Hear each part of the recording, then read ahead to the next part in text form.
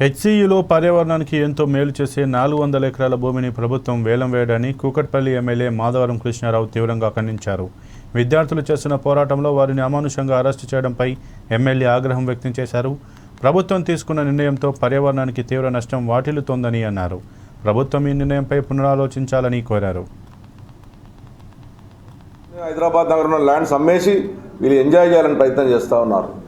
మా కుక్కట్పల్లి కాన్స్టిట్యున్సీలో ఎప్పుడు గత 50 సంవత్సరాల నుంచి ఉన్నటువంటి IDPL employees colony 145 survey number 163 survey number Kukatpally మండలంలో ఉన్నటువంటి ల్యాండ్ వాళ్ళకు పర్మిషన్లు ఇచ్చింది ఆ రోజు గవర్నమెంటే, వాళ్ళకు అన్ని ఇచ్చింది గవర్నమెంటే, కాంగ్రెస్ గవర్నమెంటే. ఈ గవర్నమెంట్ వచ్చిన తర్వాత వాళ్ళకు నోటీసులు ఇచ్చారు. నిన్న మొన్న అది గవర్నమెంట్ ల్యాండ్ అని ప్రకటించారు. వాళ్ళు సుమారు 50-60 వేల మంది ఇలా రోడ్డు పాలయ్యే ప్రమాదం తీసుకొచ్చారు.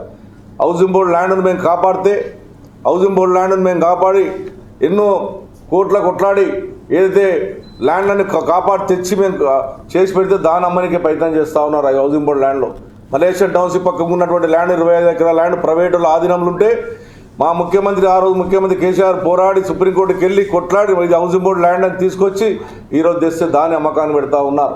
30 గజాలు 20 గజాలు అమ్మి హైదరాబాద్ ఉన్న ప్రజలను మోసం చేస్తూ ఉన్నారు. ఈ రకమైనటువంటి దుర్మార్గమైనటువంటి విషయం.